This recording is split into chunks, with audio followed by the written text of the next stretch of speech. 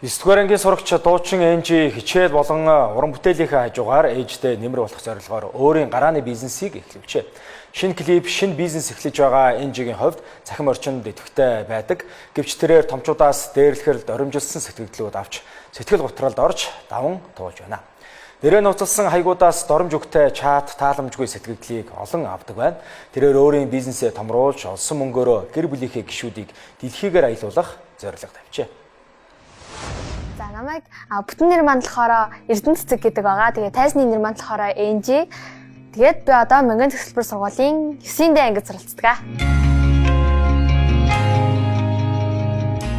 Яалчгүй авьяаслаг монголчуудын дараа жүжигчин болмоор санагдаад тэгээд чулуун чимиг гэж надад нөгөө зүгээр л нэмсгэлд байгаа дуулах хүсэл тавиад тэрнээс хойш дуулахгүй юм байна.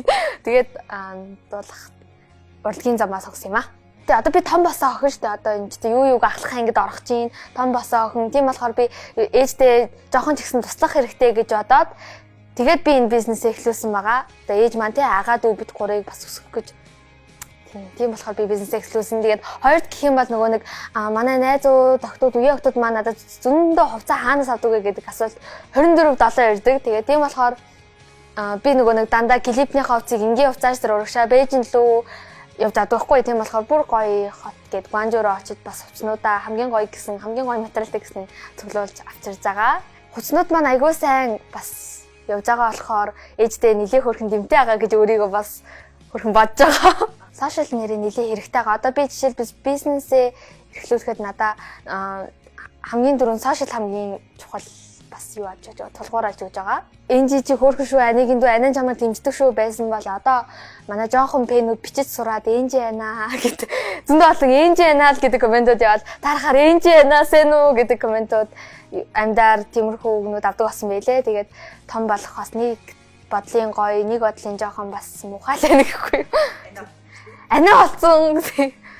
Тийм сошиал бүлэд манай үеийн хүүхдүүд манай үеэс дэше том эгч нар бас айгүй бичсэн байдаг. Жишээлбэл миний TikTok-ны доор бас айгүй сонин комментууд их ирдэг. Энийгч надаас дүүч гэж ашиг тэгснэ эргүүгээ яамаа гэд тэр гих мэдчлэн айгүй хараалтай эвгүй комментууд ирдэг. Тэгээд жоохон мухай л байдаг да. Би бүр анхандаа бүр амар эмзэглэж хүлээж аваад тест нэг унших юм бол тест амар үйлж байлаа тийм байсан. Тэгээд манай агаа ана эдэр наач зүгээр чам татаарах байгаа болохоор л юм бич байгаа юм битээ их юм бод гэд тэгсэн ч гэсэн би нэг хэсэгтээ бол эморсон. Тэгээд сүүл рүүгээ одоо арай гайгүй алж байгаа. Арай ачаал бүгдлөхгүй байсан. Айгүй хичээж байгаа л араас нь тийм коммент авчингууд бүр ингээл хамаг амьдрал нь уртж байгаа юм шиг санагддаг. Тийм болохоор өөр хүмүүсийн ямар нэгэн бичлэг дээр хичээж байгаа хүмүүстэй битээ тийм муухай хэлж байгаарэ. Ах эгч нараа, найз нараа. Тэгэл өсвөр нас гэдэг чинь бас л их доголдонтой юм байлээ. Өөртөө итгэлгүй үеж гэж байдаг. Гэтэ аль болох чи өөрийнхөө хамгийн сайн үйлбэр болохоор өөртөө итгэлтэй байгаарэ. Чи бол хамгийн хөөрхөн нь тэгэж хэлмээр байна. Яг тэр зам өсвөр наснд ийм айгүй хэмэрх шалтгаан их байдаг юм шиг санагдсан надад. Тийм дуулалтын хувьд бол бас нэлээ хичээл авч байгаа. Өдөр ирэх тусам би сайжрах гэдэг юм нь бол айгүй завгүй бас байгаа. Өсвөрийн одоо миний үеийн хүмүүс тайр дурлал бас айгүй хэдэг штэ. Тийм болохоор би ийм гоё хайрын тухай дуу гаргаж байгаа.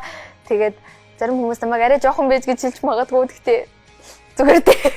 Манай үе тийм зүндэдэг болохоор тэгээд гоё хайрын тухай дуу гаргаад дараа нь гоё тийм хүсэл мөрөөдлийнхаа тухай дуу бас гаргаж байгаа. Энэ бүр яг ийм cover биш.